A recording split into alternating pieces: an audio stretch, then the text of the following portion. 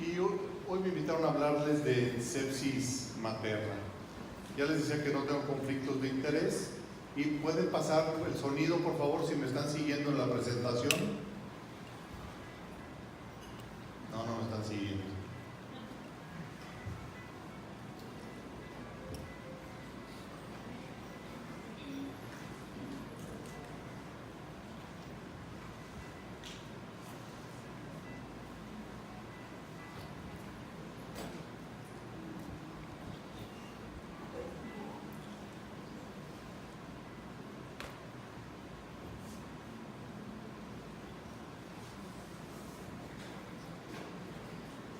Esta es una poesía una parte de una poesía de Facundo Cabral, en donde describe acerca del nacimiento de una mujer, en donde dice que dejó de la escoba, se lavó las manos y más tarde tiene un parto. Cuando hablamos de sepsis, lo primero que tenemos que mencionar es que en nuestro país, como en muchos lugares del mundo, la mortalidad ha disminuido, afortunadamente. Pero hay algunos rubros, como este que vemos nosotros. Aquí está,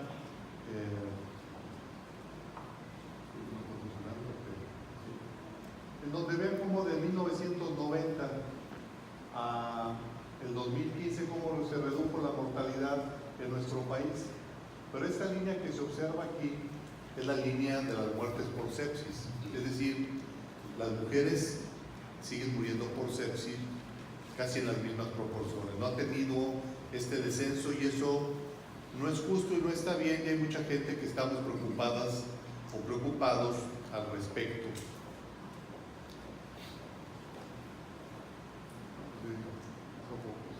¿Cuáles son los objetivos de esta plática?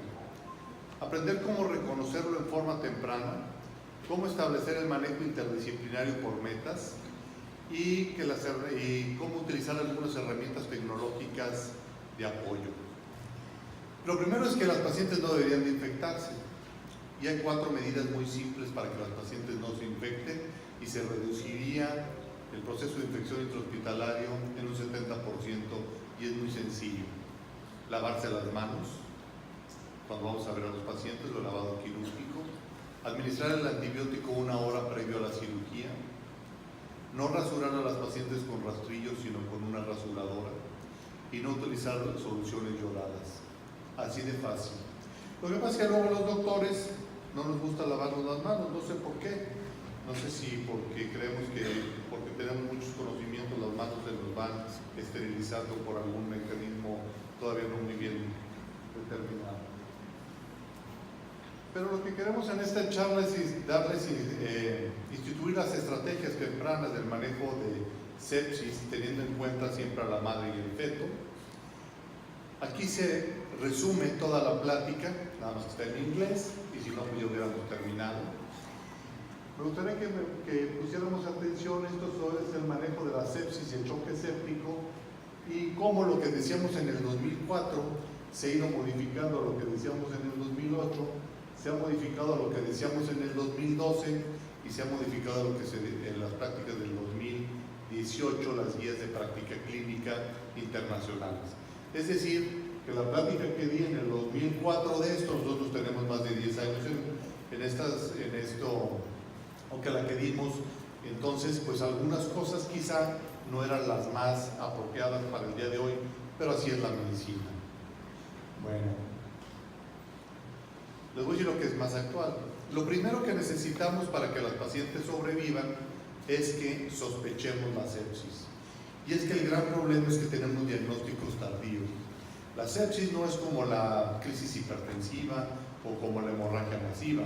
La sepsis nos da un poco más de tiempo, pero no todo el que queramos.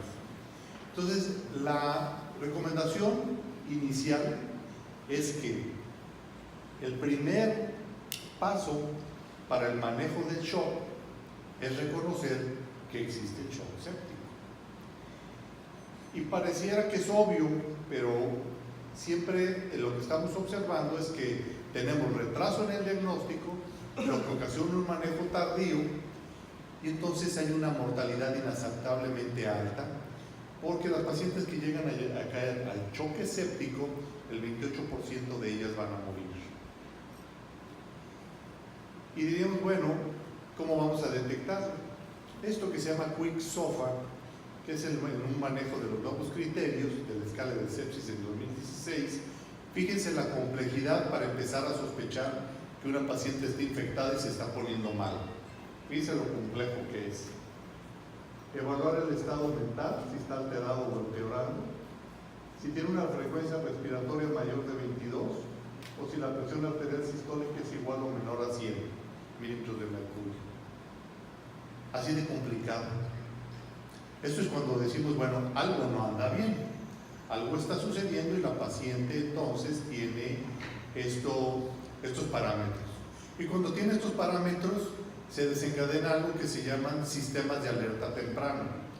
Y entonces en los paquetes de intervención que se están utilizando y estamos difundiendo en todo el mundo, cada quien en sus escenarios, estos paquetes de intervención dicen, bueno, vamos a detectar tempranamente que algo está sucediendo.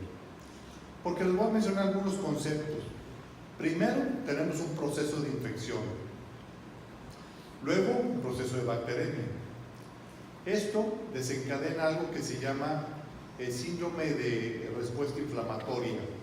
Y en este síndrome de respuesta inflamatoria es una respuesta a la infección por una respuesta de inflamación, una respuesta trombótica y una respuesta fibrinolítica que en sus inicios, si nosotros observamos esto en un paciente que es temperatura mayor de 38 o menor de 36, frecuencia cardíaca menor de 90, persistente, media hora, frecuencia respiratoria mayor de 20, persistente, una leucocitosis de 12.000 o una leucopenia de menos de 4.000 o un 10% de bandas, bueno, pues son pacientes en donde tenemos este síndrome de respuesta inflamatoria. Si tuviéramos solamente fiebre mayor de frecuencia cardíaca de 90 y mayor de frecuencia respiratoria de 20, pero no estuviera infectada, porque aquí no estamos hablando todavía de que esté infectada. ¿Qué medicamento en la obstetricia nos da estos con mucha frecuencia? Y lo utilizamos muy frecuentemente y nos da estos parámetros sin que haya un proceso de sepsis.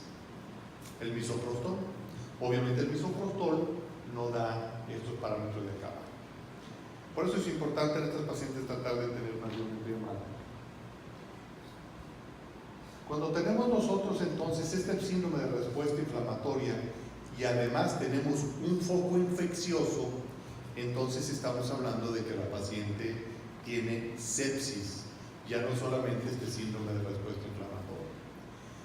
En la sepsis, una de sus características más importantes es que tiene un aumento en la actividad del óxido nitroso, lo que produce un proceso muy importante de vasodilatación. Y este proceso de vasodilatación es la clave para el choque séptico. Cuando tenemos una sepsis severa, una sepsis y una falla orgánica, entonces tenemos una paciente en choque. Y las pacientes en choque van a tener coagulopatía, fiebre, vasodilatación, inestabilidad capilar, que está dado por una oclusión microvascular y está dado por una inestabilidad también de este sistema vascular, especialmente el venoso y el capilar. Algo está pasando en la presentación que no se ve tan clara, pero no importa que hay varias fotografías donde nos podemos poner. Entonces, tenemos inicialmente este síndrome de respuesta inflamatoria, luego un foco infeccioso y el síndrome, entonces estamos en sepsis. Y si tenemos para una sepsis severa, debemos de tener estos dos criterios de sepsis y el daño o la falla de uno de los órganos. Si además de esto tenemos una paciente con sepsis severa y tenemos una hipotensión persistente y que esta hipotensión es refractaria a cargas de soluciones que o requiere de aminas o tiene un lactato mayor de 4, entonces estamos ante una paciente que tiene un choque séptico. Y las pacientes que llegan al choque séptico, una de cada 3 van a morir si no hacemos las cosas bien y rápido. De acá a acá tuvimos tiempo. Vamos a ponerlo acá. De aquí a acá tenemos tiempo. Generalmente van a pasar entre 24 y 48 horas. El gran problema es que las pacientes llegan en etapas tempranas y la mayor parte de los casos que nosotros revisamos de morbilidad extrema o de mortalidad por sepsis en nuestro país pasaron antes por 2 o 3 médicos donde les dan un antibiótico, se los cambian, luego un antipirético, y hasta que la paciente entonces está muy mal es cuando se va a actuar. Y eso es el punto clave. ¿Por qué las pacientes hacen una elevación del lactato? ¿Y por qué es uno de los criterios que más utilizamos? Porque la elevación del lactato hace un metabolismo anaeróbico secundario a la hipoxia celular. Los estudiantes de medicina que están aquí, pues obviamente no les vamos a hacer un examen, ni yo me lo acuerdo de todo el ciclo de Krebs, pero cuando entramos a anaerobismo celular, entonces tenemos una elevación de esta sustancia llamada lactato. El 11% de las muertes maternas en todo el mundo son por algún proceso de infección y sepsis.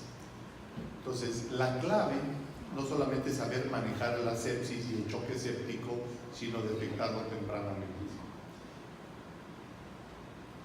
Cuando tenemos falla orgánica múltiple y tenemos un daño tisular ocasionado por la hipoxia que ocasiona esta hipoperfusión, entonces van a morir. Ahora, ¿de qué se infectan los pacientes? Estas son las causas de sepsis: coranoitis, endometritis, aborto séptico, infección de episiotomía o de heridas quirúrgicas. Y estos son algunos de los factores de riesgo para que las pacientes obstétricas puedan infectarse y puedan llegar a tener sepsis: una amniocentesis, cerclaje, ruptura de membranas, trabajo de parto prolongado, múltiples tractos vaginales, trauma vaginal. Con estas dos, la D y la E, con eso tenemos para tener factores de riesgo. Imagínense ahora nuestra población que tiene obesidad, diabetes gestacional, alteraciones inmunológicas, entre ellas desnutrición y anemia, pues entonces estamos ante una población de muy alto riesgo para sepsis, y entonces no debemos de minimizar cuando empiezan con el cuadro clínico. Este es el consenso, el tercer consenso internacional de la definición de sepsis y de choque séptico. Aquí vamos a acercar porque esto era lo que se veía antes, que era el CID más un dato de una sospecha de una infección. Esto es lo nuevo, y que en la actualidad esta hipotensión persistente, la taquipnea, y que nosotros, este es el sistema que nosotros llamamos SOFA, que es un sistema completo, y aquí se lo voy a mostrar. Una sepsis severa. Este sistema, si ustedes lo meten a cualquier servidor de su computadora, le ponen sistema SOFA, se lo da en automático, obviamente gratuito. Ahorita lo vamos a ver un poco más adelante, pero para hablar de choque séptico tenemos que tener sepsis, más la necesidad de vasopresores que para mantener la presión arterial media por arriba de 65 milímetros de mercurio, o tener una elevación del lactato, para hablar entonces nosotros de choque séptico. Esto, que es esta clasificación que habla de una falla orgánica secuencial o una evaluación de falla orgánica secuencial, y esta usualmente se va a utilizar en las unidades de cuidado intensivo, en medicina interna, en pacientes que ya están en un estado mayor de gravedad. Esto no es un sistema de alerta temprana. Estos son pacientes que están en sepsis, en choque séptico, y que estos son los parámetros que va a medir, y que si nosotros los tenemos, aquí ustedes ven que ya tiene otros parámetros más complejos de gasometría, de función renal, de función hepática y de coagulación. Entonces, pero son sistemas amigables en donde nosotros ponemos estos parámetros dentro de cualquier servidor. Para nosotros en este momento lo más importante quizá sea esta escala del Quick SOFA, que es alteraciones del estado de conciencia, presión arterial menor de 100 persistente, frecuencia cardíaca, respiratoria mayor de 22, ya nos llama la atención como para activar un sistema de estos de alerta temprano, o un sistema o estos equipos de reacción inmediata, aunque aquí tuviéramos más tiempo. Pero aunque tenemos tiempo, si nosotros nos damos cuenta que una paciente está, la sobrevida va a depender del tiempo que nosotros tomemos para hacer maniobras, para recuperar a esa paciente del choque, de este choque séptico que lleva a una hipotransfusión y que lleva a un estado anaeróbico en el que una vez que hay un daño celular, un daño, y lo primero que se daña son las mitocondrias, que son muy sensibles a la hipoxia, bueno, pues son pacientes en donde pueden llegar a un punto de no retorno. Entre más nos tardemos, pues la sobrevida va a ir siendo menor.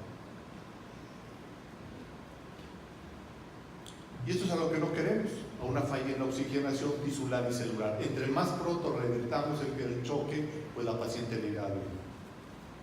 Yo les digo, esta imagen se ve se ve muy feona, pero es lo que le está pasando a la paciente. Una paciente que vimos en una Semana Santa hace muchos años y que había pasado ya por 3 doctores, ya había pasado por el Kempler, por la Bactrim, porque la paciente seguía teniendo fiebre. Ahorita vamos a ver una fotografía finalmente de la paciente y conmigo me llamaron, me dijeron, doctor, necesito que me vea, me acuerdo bien santo, siento que me estoy pudriendo. Ahorita vamos a ver la fotografía. Entonces, lo primero que tenemos que hacer es identificar la infección, clasificar el cuadro, hacer una estabilización vascular volumétrica, suplementarla adecuadamente con oxígeno, iniciar antibiótico-terapia y luego el drenaje. A mí todavía me tocó en la época en que llegaba con una endometritis y se identificaba la infección y pasaba a cirugía, la paciente hemodinámicamente inestable. ¿Qué pasaba? Pues tenían un mal desenlace. Meter a cirugía pacientes hemodinámicamente inestables pues es muy riesgoso. Ese es el caso de una paciente de 16 años, después de un parto, retención de restos, lo cual es un contrasentido contra las buenas prácticas.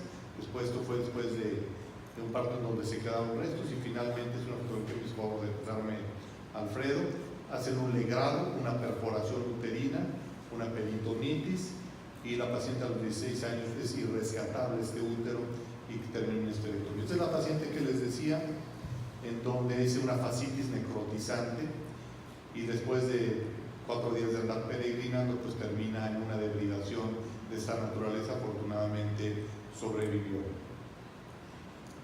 Este número 6 que ven aquí es que una vez que nosotros identificamos a las pacientes antes de que lleguen a este síndrome de falla orgánica múltiple y posteriormente a la muerte, pues queremos que en esas 6 horas que nosotros hayamos identificado que están taquipnéicas, taquicárdicas, hipotensas, desaturados o alteraciones del estado de conciencia, que no habla más que una falla de oxigenación al sistema, a nuestro cerebro, y no es que estén chiqueadas ni están locas ni mucho menos, las pacientes simplemente tienen una falla de oxigenación. En 6 horas, ¿a dónde las queremos poner? Porque cuando empezamos el proceso de reanimación cardiovascular, ¿dónde las queremos poner? Me gusta esta porque dice Alicia en el País de las Maravillas, que está medio mafufa, pero tiene muchas cosas buenas, y entre ellas este diálogo, que Alicia le pregunta al gato, dime gato, ¿cuál es el camino correcto? Y otro le pregunta, ¿a dónde te diriges? Alicia dice, no lo sé. Bueno, si no lo sabes a dónde vas, pues poco importa el camino que tomes. Y esto pasa mucho en el manejo de choque, no solamente séptico, sino también en el choque por hemorragia, el choque hipovolémico, y mañana vamos a platicar. Si no tenemos metas bien claras, pues no sabemos cuándo ya hemos llegado. Entonces, primero vamos a tener una paciente con sospecha de infección, vamos a aplicar el Quick SOFA, si es positivo, se hace el siguiente párrafo que es el SOFA. Si tiene sepsis, bueno, se van a utilizar vasopresores cuando la presión arterial media es para poner una presión arterial media, que es la presión que nos permite determinar con mayor precisión si hay un flujo adecuado a los tejidos, y si tenemos un lactato mayor de 2, entonces tenemos pacientes en choque séptico. Y las pacientes cuando las tenemos en choque séptico, en 6 horas nosotros debemos de haber tomado muestras para cultivo, medir el lactato, dar antibióticos de amplio espectro, si es factible colocar un catéter de presión venosa central, hacer carga de cristaloides, utilización de vasopresores si se requiere, transfundir en caso necesario, y tener una diuresis de mayor de 0.5 mililitros por kilo por hora. En 6 horas debemos de tener esto. En 6 horas deberíamos de revertir a estas pacientes en choque séptico a una presión venosa central entre 8 y 12, tener una presión arterial media de 65, tener este gasto urinario que ya les mencionaba, tener una saturación venosa central o saturación venosa mezclada del 70 o 65%, una glucosa entre 80 y 150. Hay que recordar que las pacientes en choque séptico hacen hiperglicemias y no es necesario bajarlas tanto, sino tenerlas en estas cifras, una hemoglobina de más de 9, una saturación arterial periférica de oxígeno mayor de 93 y un lactato menor de 2. Si nosotros ponemos a las pacientes en 6 horas en estos parámetros, la paciente es muy probable que ya la libró, que está del otro lado. La hipovolemia es el caso, la hipovolemia está presente en todos los casos y en lo cual da una hipotensión. ¿Por qué da hipotensión? Porque hay un aumento en la capacitancia venosa y hay un incremento en la permeabilidad capilar. Y entonces la presión venosa que nosotros deberíamos de tener entre 11 y 14 está disminuida y las soluciones salinas isotónicas son el fluido de elección. Pero hay que recordar que por cada 1000 mililitros de soluciones cristaloides que nosotros infundimos, solamente se quedan de 200 a 300, porque el incremento de la permeabilidad va a un espacio, permite que las soluciones pasen a un espacio menor. La expansión, intentar expansión con coloides, no representa mejor ventaja y puede provocar edema agudo del pulmón. Los almidones no se utilizan nunca en choque séptico. Esto se llama desafío o cargas de líquidos, es decir, se dan 500 a 1000 mililitros de cristaloides y se observa qué sucede. Estas indicaciones de le van a pasar 8000 para 24 horas y nos vemos en 24 horas, obviamente esto no sirve. Hay que hacer cargas, solamente se hará carga con coloide, una sola dosis, entre 300 y 500 mililitros. Todas las demás cargas van a ser con cristaloides, Hartmann, fisiológico, lactato. Y esto se ha demostrado que ha ayudado mucho a la supervivencia de las pacientes. Otra fórmula es sencilla, es la recomendación, es 30 centímetros cúbicos por kilo por hora solo de cristaloides. La oxigenoterapia es muy importante. Son pacientes que están hipóxicas tisularmente, entonces hay que utilizar preferentemente mascarilla con reservorio y, como lo decía hace rato Heriberto, a 10 o 15 litros por minuto. Si no hay mascarilla con reservorio, que es lo ideal, pues entonces las puntas nasales. Pero va a haber un momento en que nosotros tenemos pacientes en que es mucho mejor hacer la intubación cuando tengamos fatiga muscular, taquipnea de más de 35, respiración paradójica, uso de músculos accesorios, diaforesis y cianosis, acidosis e hiperlactacidemia. Son pacientes que se van a terminar cansando, van a caer en paro respiratorio, que si no se revierte rápidamente puede ser un paro entonces cardiorrespiratorio. Y aunque no es muy agradable intubar a pacientes embarazadas o en puerperio, pues es mejor intubarlas en estados controlados que tratar de hacerlo en momentos de un paro. ¿Cuándo vamos a utilizar las drogas vasoactivas? Vamos a utilizarlas cuando la presión venosa central se encuentra normal, entre 11 y 14. Quiere decir entonces que tiene un buen volumen intravascular, pero que sigue estando en potencia. Y entonces, ¿qué necesitamos? Necesitamos ayudarle a la bomba. La bomba es el corazón, para que nosotros alcancemos presiones arteriales medias de 65 a 70 milímetros de mercurio. Y para esto se prefieren drogas inotrópicas antes que las vasoconstrictoras. La que más utilizamos es la norepinefrina. ¿Cuándo vamos a utilizar esteroides? Su utilidad probada solamente está en choque séptico y la hidrocortisona es por una sola dosis. Se ha visto que tiene efectos benéficos en este grupo de pacientes y no hay que quitarnos de la cabeza esto de que no solo lo suprime y entonces les va a ir peor. Ese tipo de dosis no pasa nada. Afortunadamente, aparentemente, los bebitos no se infectan tan fácilmente, a pesar de que los pacientes están en procesos infecciosos severos. Pero hay un concepto muy importante que debemos tener en mente. Las pacientes que están embarazadas, que están sépticas, están muy grave riesgo de una insuficiencia uteroplacentaria, por todos los cambios hemodinámicos y de hipoperfusión que también se lleva a la placenta, que aunque la placenta tiene una excelente capacidad de reservorio, también es limitada. Obviamente tienen un alto riesgo de parto pretérmino, y aquí hay veces que, especialmente cuando estamos en pacientes de pretérmino, la decisión de dar tocólisis o no en caso de que inicie el trabajo de parto. Y obviamente es importantísimo hacer la corrección de la hipoxemia y de la acidosis. ¿Por qué? Porque el segundo paciente, que es el bebé, que tiene largos periodos de hipoxia materna y acidosis, puede resultar en daño fetal permanente. Y daño fetal permanente es daño neurológico permanente.